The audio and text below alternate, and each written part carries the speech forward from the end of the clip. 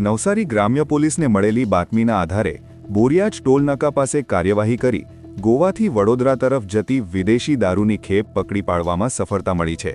ગ્રામ્ય પોલીસના સર્વેલન્સ ટાસ્કને માહિતી મળી હતી કે એક ટ્રક નંબર RJ22GB2115માં વિદેશી બનાવટનો દારૂ છુપાવીને હેરાફેરી કરવામાં આવી રહી છે।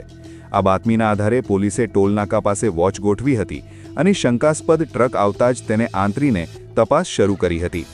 તપાસ દરમિયાન ટ્રકની અંદર પોલીસને ગેરમાર્ગે દોરવા માટે વેસ્ટ કોટન ચિંદીના પાર્સલો ભરવામાં આવ્યા હતા। જો કે આ પાર્સલોની નીચે તપાસ કરતા પોલીસને વિદેશી દારૂના 860 પૂઠાના બોક્સ મળી આવ્યા હતા।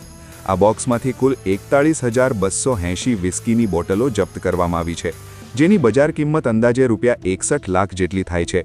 પોલીસે ઘટના સ્થળેથી ટ્રક અને દારૂના જથ્થા સહિત કુલ ₹81 લાખનો મુદ્દામાલ જપ્ત કર્યો છે।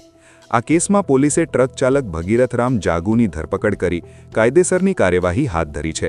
પોલીસની પ્રાથમિક પૂછપરછમાં આ નેટવર્ક સાથે સંકળાયેલા અન્ય 2 શખ્સોના નામ પણ સામે આવ્યા છે, જેમને પોલીસે વોન્ટેડ જાહેર કર્યા છે। આ દારૂનો જથ્થો કોણે મંગાવ્યો હતો અને તેમાં અન્ય કેટલા લોકોની સંડોવણી છે તે અંગે નવસારી ગ્રામ્ય પોલીસે તપાસ શરૂ કરી છે।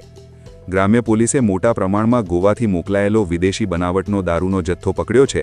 આ બાબતે એક ઉચ્ચ પોલીસ અધિકારીને પૂછતા તેમણે જણાવ્યું હતું કે દમણની સરખામણીમાં ગોવાનો દારૂ બુટલેગરોને સસ્તો મળી જાય છે, તેમજ ગોવાના દારૂમાં બેચ નંબર હોતો નથી, એટલે આ દારૂ ક્યાં બન્યો છે તેની તપાસ થઈ શકતી નથી।